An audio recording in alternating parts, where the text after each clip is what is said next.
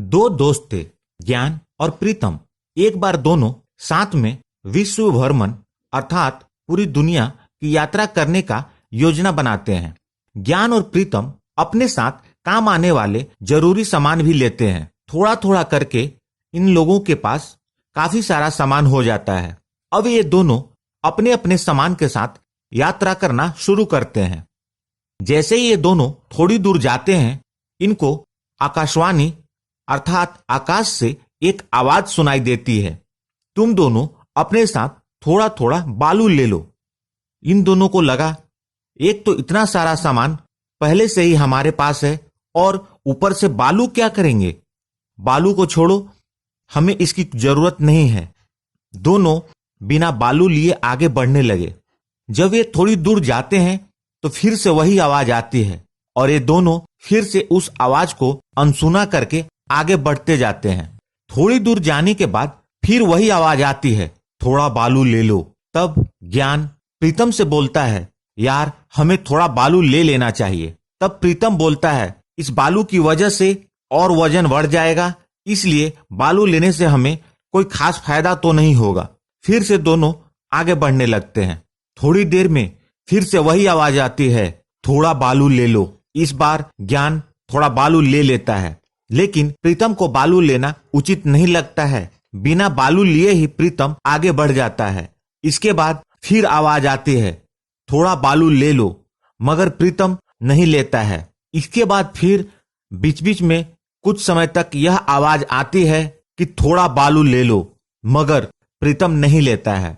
ज्ञान को कभी कभी उस बालू के होने के कारण तकलीफ भी होती है, फिर भी ज्ञान बालू के साथ अपनी यात्रा पूरी करता है। और वर्षों बाद जब वे दोनों घर पहुंचते हैं, घर पहुंचने के बाद जब ज्ञान ने बालू निकाला तो देखा जो बालू था वह सोने में बदल गया था। इसको देखकर ज्ञान और प्रीतम दोनों अफसोस करने लगे।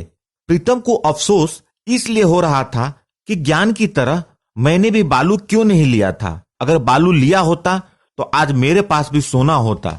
ज्ञान को इस बात का अफसोस था कि मैंने थोड़ा और बालू क्यों नहीं लिया। जब इतना बालू का बोझ उठा लिया था तो थोड़े और बालू का बोझ भी उठा ही सकता था। दोस्तों, वो यात्रा कुछ और नहीं बल्कि हमारी जिंदगी का सफर है। वो बालू कुछ नहीं, लाइफ इंश्योरेंस की पॉलिसी है और वो सोना लॉन्ग टर्म इन्वेस्टमेंट की शक्ति अर्थात उस पॉलिसी की मैच्योरिटी है। जी हाँ दोस्तों, लाइफ इंश्योरेंस के एजेंट भी हमें बार बार ये एहसास कराने की कोशिश करते हैं कि इंश्योरेंस ले लो, पर ज्यादातर लोग इसे एजेंट की जरूरत समझकर नहीं लेते। और जो लोग ये पॉलिसी लेते हैं उन्हें हर बार प्रीमियम भरना इतना आसान नहीं होता।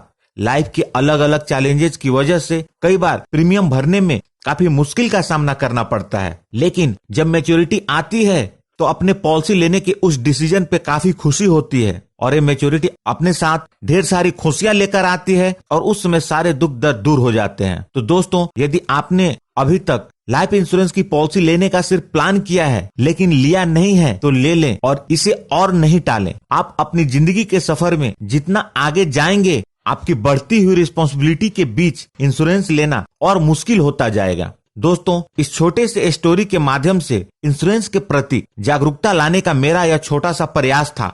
यदि यह मेरा प्रयास अच्छा लगा हो तो प्लीज इस वीडियो को लाइक करके मुझे प्रोत्साहित जरूर करें। इस चैनल पर आपको इंश्योरेंस से जुड़ी महत्वपूर्ण तथ्यों की जानकारी मिलती है। यदि आप इस चैनल पर नए हैं तो सब्सक्राइब करें इस चैनल को और जुड़ जाए हमारे साथ इंश्योरेंस प्रोफेशनल से इंश्योरेंस की जानकारी के लिए। और अंत में अपना कीमती समय निकालकर इस वीडियो को देखने के लिए आपका बहुत बहुत धन्यवाद।